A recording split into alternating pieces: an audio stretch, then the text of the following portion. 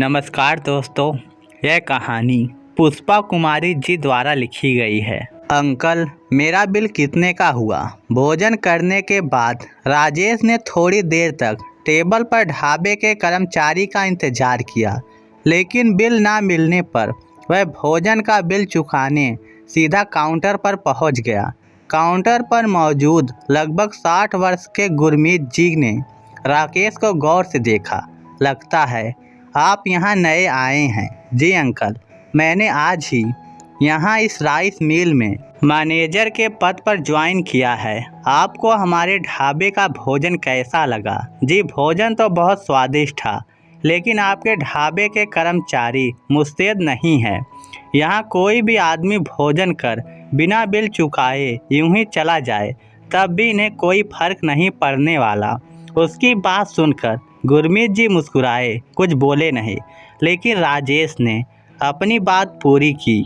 अब मुझे ही देख लीजिए। भोजन करने के बाद मैं काफ़ी देर से इंतज़ार कर रहा था कि कोई बिल तो लेकर आए, लेकिन कोई नहीं आया। इसलिए मैं खुद ही यहाँ काउंटर पर बिल चुकाने चला आया। यह कहते हुए राजेश ने अपनी जेब से बटुआ निकाल लिया। बेटा, असल में मेरे ढाबे का यह नियम है कि यहाँ भोजन करने वालों को भोजन का कोई बिल नहीं दिया जाता है। मैं कुछ समझा नहीं। यहाँ भोजन करने वाला हर ग्राहक खुद आकर काउंटर पर भोजन का स्वाद बताकर अपना बिल चुका जाता है। लेकिन अंकल, पता कैसे चलेगा कि भोजन का बिल हुआ कितने का? आपके यहाँ तो कोई मेनू कार्ड भी नहीं है। बेटा, मेनू कार्ड की कभी कोई ज़रूरत ही नहीं पड़ी, क्योंकि यहाँ भोजन करने से प्रतिशत भूखे लोग ही आते हैं, और भूखे आदमी के लिए भोजन मायने रखता है, मेनू कार्ड नहीं। अंकल, मेरे भोजन का बिल कितने का हुआ, यह तो बता दीजिए। 5 रुपये, मात्र 5 रुपये। राजेश को मानो विश्वास ही नहीं हुआ। आखिर कोई इतना स्वादिष्ट भोजन भला 5 रुपये में ग्राहक को कैसे खिला सकता है? दाल, चावल, रोटी, सब्जी, पापड़ सबका मिलाकर मात्र 5 रुपये अंकल। हाँ बेटा, यहाँ भर पेट भोजन का बिल मात्र 5 रुपये ही होता है। अंकल, एक बात पूछूं? हाँ बेटा, पूछो। इतनी महंगाई में आप इतना सस्ता ढाबा कैसे चला लेते हैं? ऊपर वाले की कृपा है बेटा। जो जीवन भर कमाया है वह सब यहीं छोड़कर जाना है, फिर क्या सस्ता और क्या महंगा। यह कहते हुए गुरमीत जी ढाबे पर भोजन करने के बाद काउंटर पर अपना बिल चुकाने आए। एक मजदूर से बातें करने लगे। राजेश मन ही मन कुछ सोचने लगा, और उस मजदूर के वहां से चले जाते ही राजेश ने गुरमीत जी से एक और सवाल पूछ लिया। अंकल, इतना सस्ता भोजन खिलाने के पीछे कुछ तो वजह रही होगी। हाँ बेटा, वजह तो है, बताइए ना अंकल। राजेश जिद कर बैठा तो गुरमीत जी ने उस राइस मिल के सामने खड़े ट्रक पर धूप में चावल की बोरियां लादते मजदूरों की ओर इशारा किया। बेटा, यह मजदूर जितनी भारी अनाज की बोरी अपनी पीठ पर उठा लेते हैं ना, उनकी दिन भर की कमाई इतनी नहीं होती कि वह बोरी भर अनाज खरीद कर अपने घर ले जा सके। दिन भर मजदूरों के बीच रहने वाला राजेश गुरमीत जी की बात से सहमत हुआ, लेकिन गुरमीत जी उसे आगे बताने लगे। बेटा, मजदूर अपने परिवार का पेट भरने की कोशिश में अक्सर खुद ही भूखा रह जाता है। आप सही कह रहे हैं अंकल।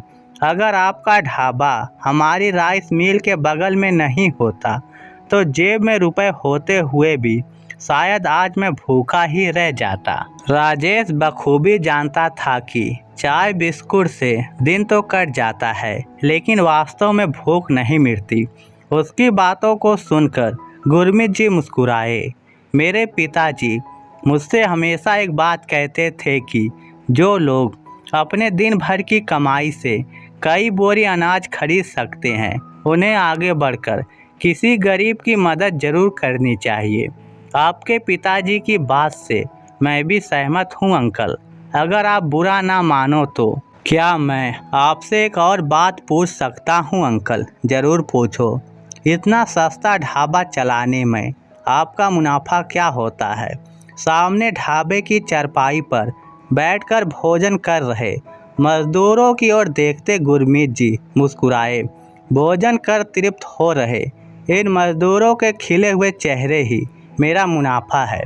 उनकी बात सुनकर राजेश पल भर के लिए निशब्द हो गया, लेकिन आज अचानक गरीबों के एक फरिश्ते से मिलकर वह भी पहली बार खुद को इतना तृप्त महसूस कर रहा था। अंकल, ज़्यादा तो नहीं, लेकिन अपनी कमाई से एक बोरी अनाज खरीदकर किसी ज़रूरतमंद को दान करने में मैं भी कहीं ना कहीं ज़रूर सक्षम हूँ।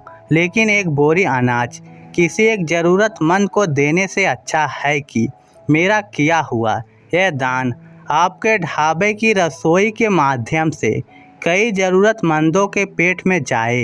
यह कहते हुए राजेश ने अपने बटुए से एक 500 का नोट निकालकर काउंटर पर रख दिया।